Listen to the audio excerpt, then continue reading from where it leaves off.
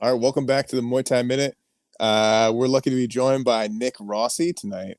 With over 45 fights fighting out of SK Muay Thai. Thanks for joining us, Nick. Thank you for having me.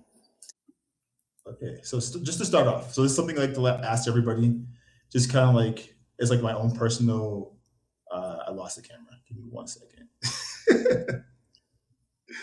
It's right here. Okay, yeah. So, own personal question I like to ask people is like, what is your origin stories? What made you start Muay Thai? Like, I remember you walking into the gym, but I don't know what made you walk into the gym and start. But I remember you walking into Hard Knocks Everett like when you were 13.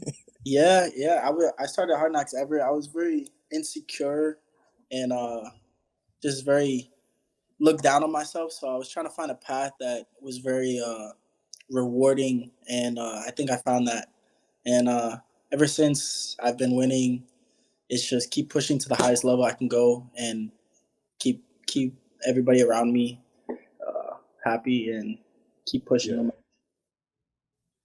them. Just piggybacking off of that, like back then, because like I'm gonna talk a lot about when you were a kid because that's when I like really, Yeah. really remember like being around you. Even back then, did you imagine like at that time you'd be where you're at now, like having the success you're having now?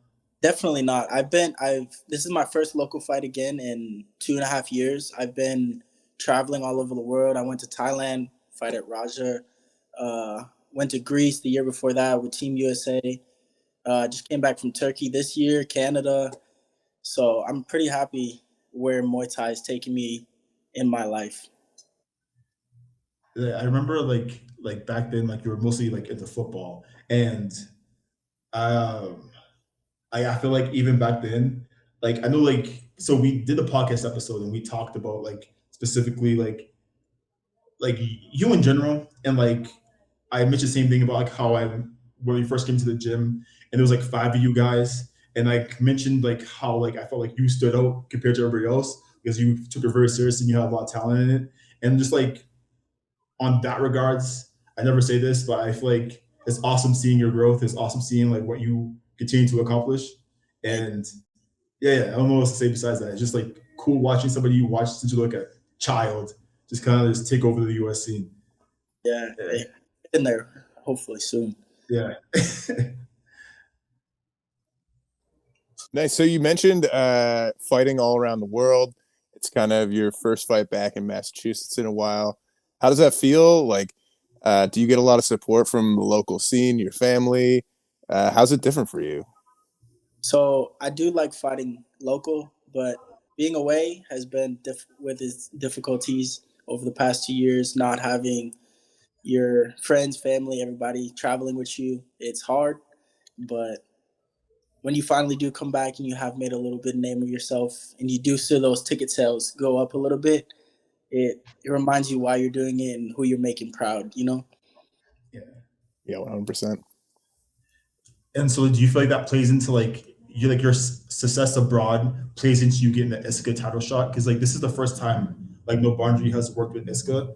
They have a relationship with WBC. So like that is a kind of a big deal as well. So do you feel like your previous success or like a current success is what put you in this position to be fighting Viduya or like fighting dudes from other parts of other parts of the US?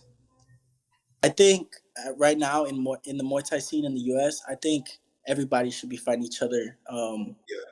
No matter if I just had a problem with uh, my last fight, somebody pulled out. At this point in the game, I think everybody should just fight. Like I don't know. Sorry, I kind of lost track of where I was. Yeah, no. Um, you're saying like so you think like that everybody should be like interesting. So you think like is everybody should just be fighting each other. Like Yeah. the goal should be fighting the best of the best. So I feel like when me and you first started in 2000, however long ago that was, eight, Yeah. 7 8 years ago, the West Coast and East Coast, they really didn't come together. So now we're starting to see like West Coast people coming over, East Coast people going over. You're starting to see the Muay Thai scene in the US grow. And I think the more people travel around, fight, Freedom's doing it very well. No Boundaries starting to get it down pat now. They're flying in people from other countries. I think Muay Thai within the next few years in the U.S. is gonna blow up. It's just a matter of people wanting to involve themselves in these higher level fights. Do you see like so another big topic is like people are wondering if like Muay Thai will make it to the Olympics. Do you think it will actually make it to the Olympics? Or like how do you see that happening? Me being so young right now, in my head, I think I'm that stepping stone right Yeah. now. USA team and everybody on it right now. We are trying to get that into the Olympics, and we're so close. But I think it's going to take a few more steps, a few more IFMA shows to actually get it on the Olympics. But I do think it will get there soon. Okay. Okay. Nice, that'd be cool to see. Nick, do you have, when you look back on your record, do you have a fight that sticks out in your head as your hardest fight? And can you tell us about that? Or One of my hardest fights was when I was a kid, and so I had this was my first. It was a kickboxing title fight at Wishers in Rhode Island. I had lost to the kid by liver knockout, which sucked going to the second fight thinking about it, but I pushed through and won that fight with strictly only face teeps. Literally, it was a kickboxing fight, but I was like, Yeah. I'm gonna pull something out of my hat, and the whole fight it was just face teeps. The kid made it all 5 rounds, but like that was my first title shot, also. Which, as a kid, I think that's what Yeah. also drives me to want to keep pushing in the sport. Nice, awesome. So you'd say you learned a lot from that fight. Nice, that's awesome. And so let's speaking of learning from fights. So you're fighting uh just for the sake of just simplicity, Viduya. How are you preparing for your opponent for this fight? So we've been doing this camp for 7-8 weeks now. The first 2 weeks, we structured around drilling and different stuff like that. Me and Jake watched film on the kid just to start preparing our drills and training techniques so it matches his fight style a little bit, so we can start getting those down pat. Things he's a little bit weak on, things we've watched old fights, we've watched new fights, things he hasn't improved on. So Yeah. we think, Just the secrets. You know what to say. Yeah. And like we were saying before, so we literally just posted like a reel about you, and like we think like your fight will probably be well. Either if I'm talking for myself, I think either your or JT's fight will probably be like the fight of the night, and we really look forward to like watching. I guess how because I feel like when it comes to fighting like West Coast guys, it's just like kind of like figuring out like a different type of puzzle compared to fighting like East Coast guys. Or fighting anywhere in general. So like it's kind of cool seeing like how teams like decipher these puzzles, and you sit there and watch it live. So we really look forward to watching like how you guys decipher the puzzle of Duya and like the whole West Coast style and like what works, what doesn't work, and seeing like how this whole fight plays out. that's also the thing about having a good coach in your corner like Jake. If something's not working in round one, you'll go back to the corner, he'll talk to you, you'll change that style up. By the second round, I won't be doing that same thing in the first Yeah. round. That wasn't working.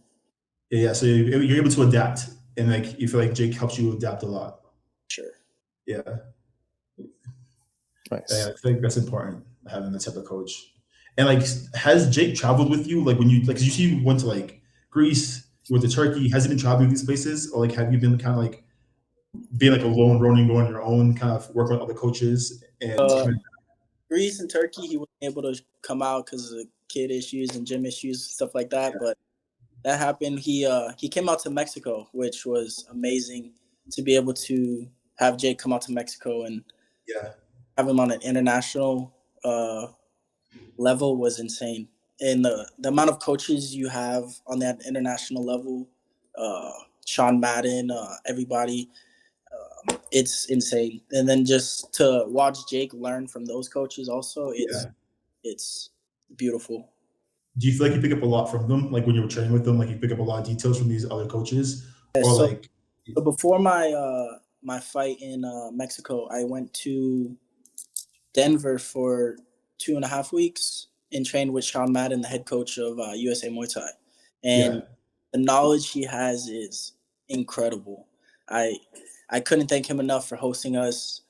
yeah, The 2.5 weeks were probably the hardest 2.5 weeks I've ever had of training, but yeah, yeah. for those two fights, and yeah, But he got you prepared, I'm guessing, like because like he's a coach at Easton, correct? yeah, Easton, he Yeah, fighters from pro, highest level one championship, all the way down to amateur. He does it all. He's yeah. an amazing coach. And like moving forward, so like, what do you? I know you're focused on this fight, but like, do you have? And I know you don't want to look past your opponent and look past like what's happening now, but do you have any other plans for like 2026? Or like, what does the year look like for you so far? We have a few fights coming up. Actually, I can't stay not busy. Me, it's hard. I had a fight right at Freedom. Took the holidays off a little bit, and then right back to work for the new year. We have January, February, and then Grand Nationals in March, and then Yeah. I already know I'll be on the team, and then Worlds. Okay. Okay. Nice. Do you know where Worlds is happening this year? Do you have like the inside scoop on that, or like will you find out afterwards? I believe it's Malaysia. Okay. Yeah. Okay. Okay. That's good to know. All right. And you, Chris, Yes, sir. do you have any questions? Yes. If you could steal one specific technique from one fighter that you love, what would it be? Sheesh. I think it would have to be Jonathan Haggerty's teeps. Yeah. Nice. That's a good one. Trying to get them there, but they're not there yet. I mean, they're close enough. The way you beat TV They're in the pretty face, fucking good, I would say. the way you beat TV in the face, you're pretty close. Yeah. Let me see. Do we have any more questions that we can? I think from here. Okay, let's go straight to the game then.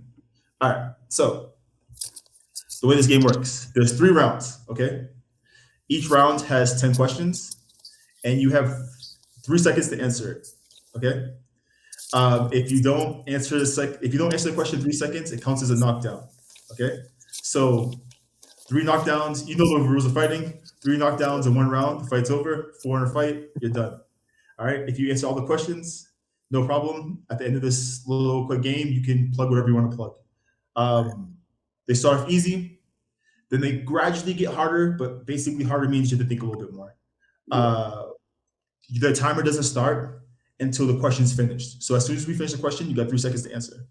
All right. So I'll do round 1. Andrew, you can do round 2, and I'll do round 3. All right. Are you ready, Nick? Yep. Okay. Chris, do you have a timer? Yes, sir. Okay. So round 1, question number 1. Elbows or knees? Elbows. Number 2, pads or sparring? Sparring. Okay. Number 3, morning training or night training? Night. Number 4, 5 rounds or 3? Number 5, traditional tie or modern tie? Traditional. Number 6, music during training or silence? Music during training. Okay. Number 7, pressure fighter or counter fighter? Counter fighter. Number 8, stadium Muay Thai or international shows? I did not hear that question. I'm sorry. Okay, no, you can repeat it. Number 8, stadium Muay Thai or international shows? I'll repeat it one more time if you can't hear me.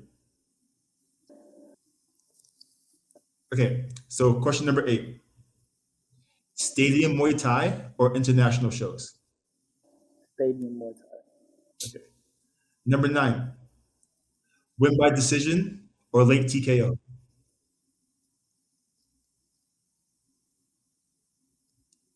Can you hear me? Oh, we got out. He's like, fuck this game.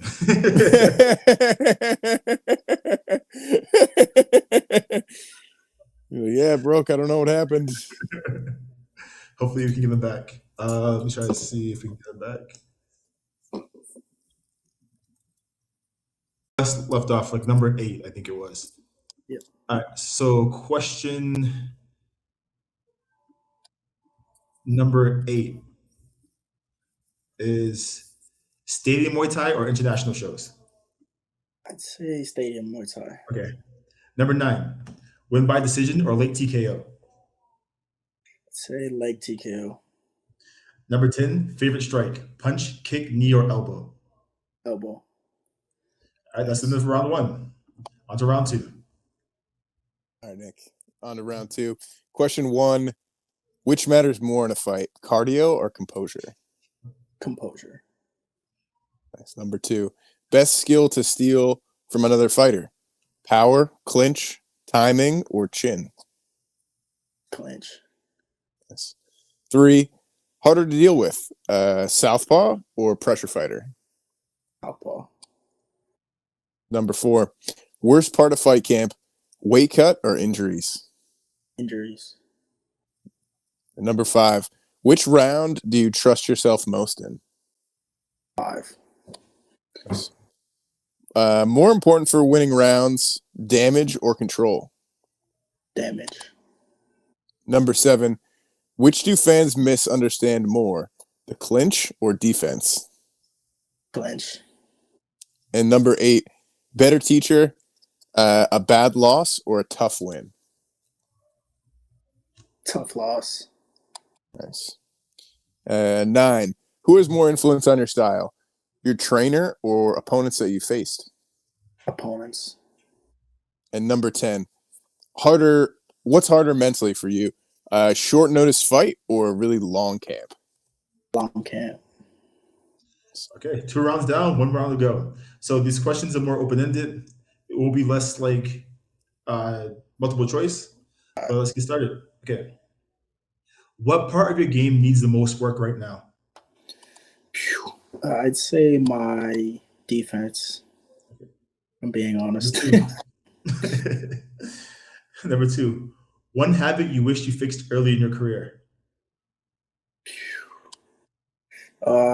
When I'm kicking, I like hop a little bit. You're the hop. Yeah, a little bit of a gallop when I kick. So trying to fix that still. Number 3, who taught you the most about Muay Thai without trying to? I'd say Julio Pena. Number 4, what wins fights more often at your level, skill or mindset? I'd say mindset overall. Number 5, when do you feel the most dangerous in a fight? Round 5. Round 5. I know how hard I train and how I can pull people into the deep waters. Okay. Number 6, what's one thing fans think matters about fighting but actually doesn't? Matters about fighting. Matters. Hey, that's 1 knockdown. Wasn't so So think about the question, answer it, and then I'll ask you to elaborate on it. Alright. So what's one thing fans think matters but it actually really doesn't matter? So I'll be at shows and people will just be like, so I know the Muay Thai reffing and stuff like that is going more towards damage and stuff like that. Yeah. And less about tap, tap, tap, tap. See, when you go to these more local shows like No Boundary or other things, those things may get overseen by like the crowd, and you'll see those little pop, pop, pop. You get put in the corner, and people start cheering, and you're kind of like, "What you cheering about?" Yeah. There's a lot more damage in somebody getting kicked in the arms and them folding over compared to those 4 little pop, pop, pop, pop. So Yeah. I think that's kind of something. So number 7. What's harder to recover from? A knockout loss or a dominant loss? I'd say a dominant loss because I've never been knocked out yet. Number 8. If you could change one rule in Muay Thai, what would it be?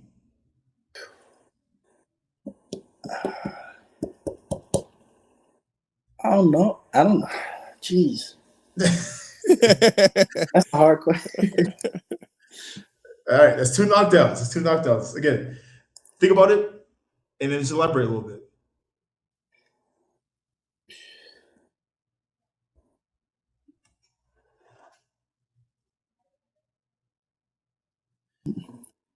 Not too sure, to be honest. Okay, all right. Sorry. We move on. Number 9. What part of training do you avoid but know you need? Cardio, for sure. Yeah. Number 10. When your career is over, what do you hope fighters remember you for?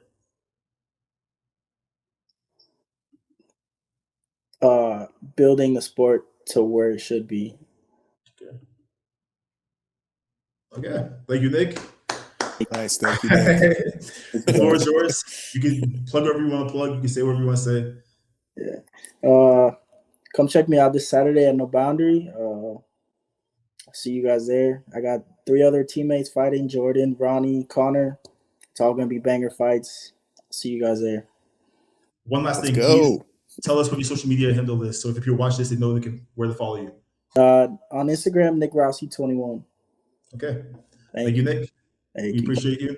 Thank you so And much, Nick. Thank you, keep guys. progressing the sport, man. Thank you. All I'll right. see you guys Saturday. Thank you, Yeah, guys. see you See you Saturday. then. We look forward to it. Okay.